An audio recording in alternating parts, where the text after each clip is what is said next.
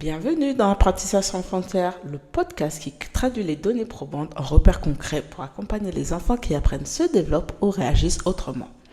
Dans les 2 premiers épisodes, nous avons parlé des vacances, de la peur de perdre les apprentissages et de cette compétence si particulière qu'est la lecture. Aujourd'hui, j'aimerais vous parler d'une activité que les enfants pratiquent avec une facilité déconcertante et que les adultes sous-estiment parfois, le jeu. Quand on parle d'apprendre, nous imaginons souvent un enfant assis à une table avec un cahier, un crayon, des exercices. Pourtant, le cerveau des enfants ne fonctionne pas uniquement dans ces conditions. Il apprend aussi quand il joue. Et c'est précisément ce que nous allons explorer aujourd'hui. Parce que si je vous demandais à quoi sert le jeu, il y a de fortes chances que vous me répondiez à s'amuser. Et vous auriez raison, mais ce n'est qu'une partie de l'histoire. Imaginez. Nous sommes un mercredi après-midi de juillet. Le soleil est enfin revenu. Votre enfant a sorti toutes les couvertures de la maison. Les coussins du canapé sont empilés au milieu du salon. 2 chaises sont renversées. Une lampe de poche est suspendue avec une passe à linge. Une immense cabane prend forme. Vous observez le désordre, puis vous regardez l'heure. 2 heures. 2 heures qui construit, qui démonte, qui recommence, qui cherche une solution parce que le toit s'effondre. 2 heures et cette petite pensée apparaît. Il n'a encore rien fait aujourd'hui. Alors vous proposez, et si on faisait un peu de lecture? Ou tu pourrais peut-être finir ton cahier de vacances?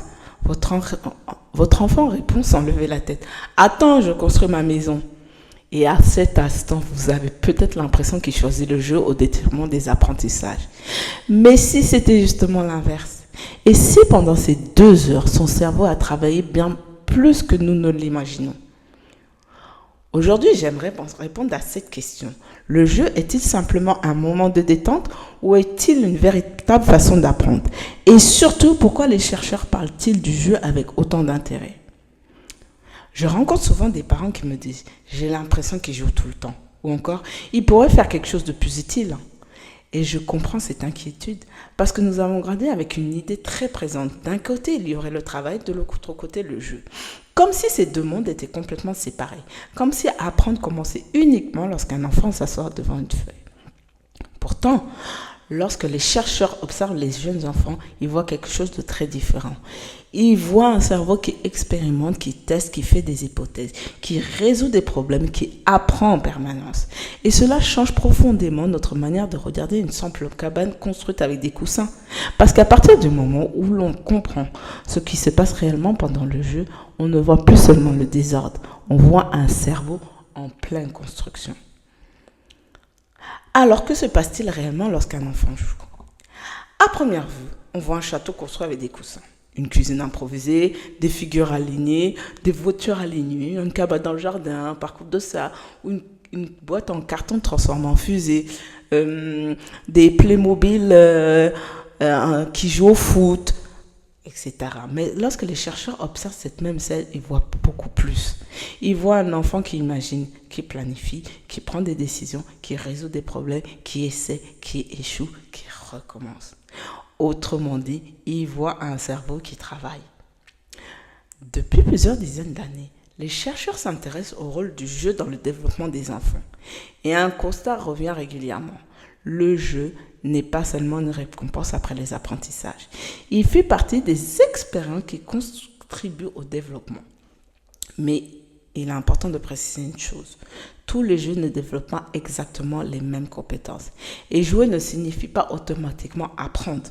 Ce qui compte, c'est la qualité de l'expérience vécue.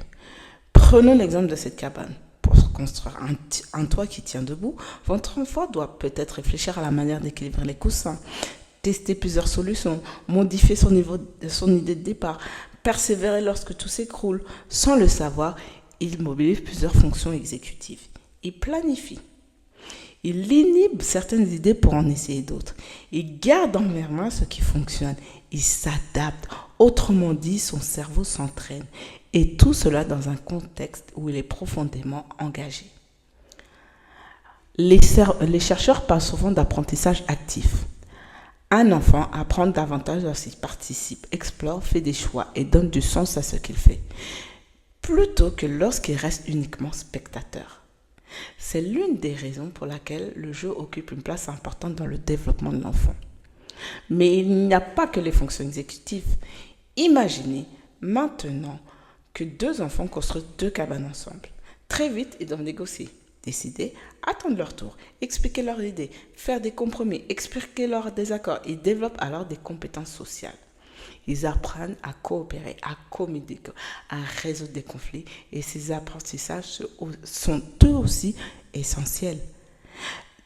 Le langage est également très présent parce que les enfants inventent une histoire, attribuent un rôle à chacun, créent un magasin, un restaurant, une école, un terrain de foot, un terrain de basket. Ils utilisent des mots nouveaux, construisent des phrases, inventent des dialogues, racontent, écoutent. Le langage devient vivant et c'est précisément ce qui le rend si puissant. J'aimerais aussi évoquer un autre aspect, la créativité. Pendant longtemps, on a considéré la créativité comme un talent. Aujourd'hui, nous savons qu'elle repose aussi sur des compétences qui se développent. Imaginer plusieurs solutions, transformer un objet, faire des liens entre des idées, accepter qu'il n'existe pas une seule bonne réponse. Le jeu offre justement cet espace. Un carton peut devenir un bateau, puis une fusée, puis une maison, puis un château. Rien n'est figé et cette flexibilité est précieuse. Maintenant, j'aimerais apporter une nuance importante. Parce que la science nous invite toujours à la nuance. Dire que le jeu favorise le développement ne signifie pas que tous les enfants apprendront automatiquement les mêmes choses. Le contexte compte énormément.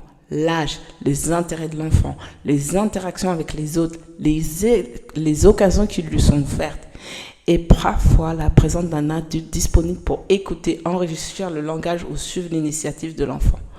Autrement dit, ce n'est pas le jouet qui fait apprendre, c'est ce que l'enfant en fait.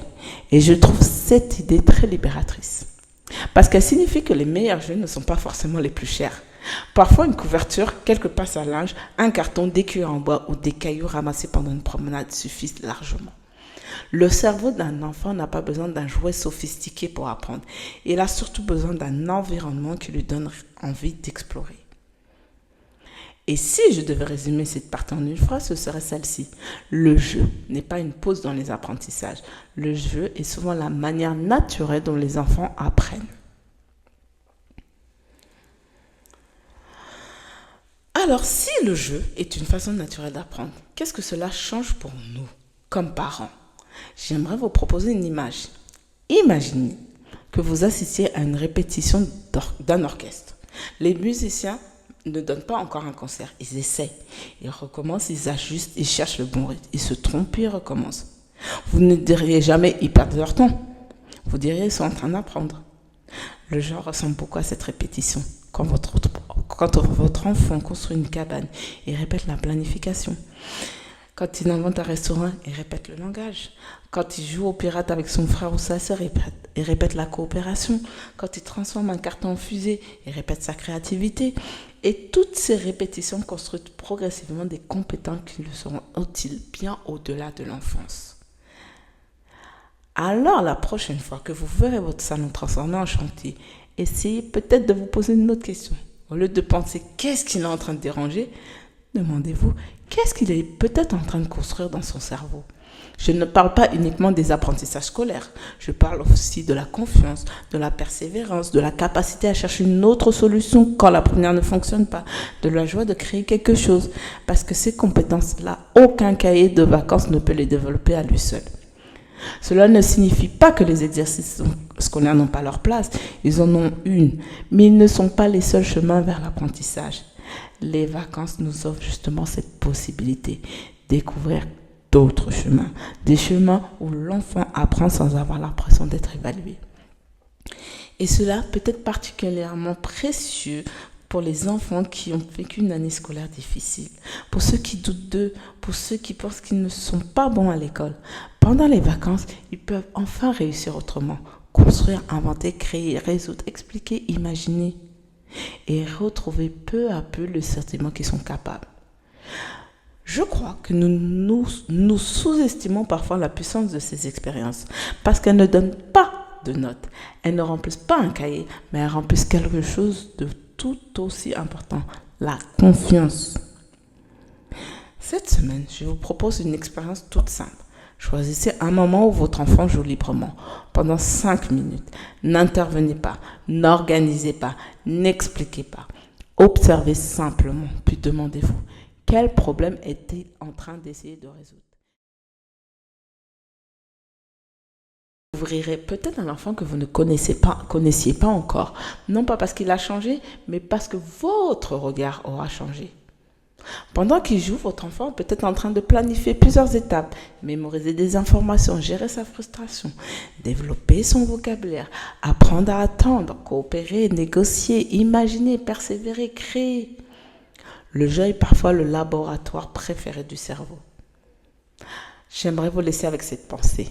Quand un enfant joue, il ne prépare pas seulement son prochain jeu, il prépare aussi les compétences qui le serviront demain, à l'école, avec ses amis, dans ses apprentissages et plus tard dans sa vie d'adulte. Alors la prochaine fois que vous verrez une cabane envahir votre salon, avant de voir le désordre, essayez de voir tout ce qui est invisible. Les idées, les essais, les erreurs, les ajustements, les découvertes, parce que c'est souvent là que les apprentissages les plus précieux prennent naissance. Si je devais résumer cet épisode en une seule phrase, ce serait celle-ci. Le jeu n'est pas une compétence après les apprentissages. Il est l'un des chemins par lesquels les enfants apprennent le mieux. Merci d'avoir partagé cet épisode avec moi, ce moment avec moi. Si cet épisode vous a permis de regarder le jeu autrement, pensez à partager avec un parent, un grand-parent ou un enseignant qui pourrait lui aussi bénéficier de ce changement de regard. Et si vous souhaitez continuer à découvrir ce que les données probantes nous apprennent sur le développement des enfants, je vous invite à vous abonner à Apprentissage sans frontières. Dans le prochain épisode, nous aborderons un sujet qui fait souvent naître beaucoup de culpabilité pendant les vacances, les écrans. Nous verrons pourquoi la bonne question n'est peut-être pas combien de temps, mais plutôt pourquoi, avec qui et dans quel contexte. Avant de nous quitter, j'aimerais vous laisser cette petite pensée. Les enfants ne grandissent pas seulement grâce à ce que nous leur enseignons. Ils grandissent aussi grâce à tout ce qu'ils découvrent lorsqu'on leur laisse l'espace d'explorer. À très bientôt dans Apprentissage sans frontières.